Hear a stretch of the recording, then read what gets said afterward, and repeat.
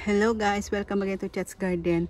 Short video lang ito, may papakita ko lang sa inyo itong aking halaman na namulaklak. Ang ganda kasi ng kanyang bulaklak, beehive. Yan, naka-family ito ng ginger. Ayan siya. Oh. Ang ganda niya. Nandito lang siya sa gilid ng bakod namin. Yan. Hindi namin ito tinatanggal unless na may special occasion na pag-o-offeran namin sa kanya kasi gustong-gusto namin siyang tinitingnan. Yan. Ganyan siya. May lumalabas na, actually ito na yung bulaklak niya. Yan. Parang nag-o-open na siya dyan. Yan. Nakikita niyo ba? Yan. Ganyan na ang bulaklak niya.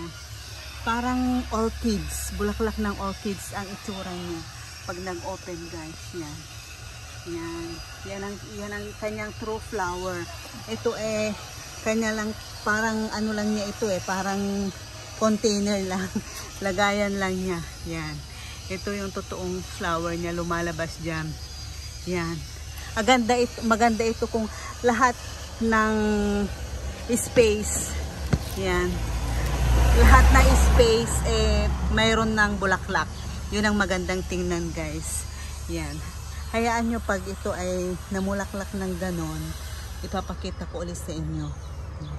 Nandito lang sila, nagtatribe lang sila dito, nagiging dormant sila pag summer. Tapos uusbong na naman yung kanyang dahon and then lalabas na naman yung kanyang flower. Ito yung kanyang dahon, ang haba. Parang luya yung ano niya, texture ng dahon niya, tsaka yung itsura ng dahon niya. Ayan sila, ang ganda. Ayan.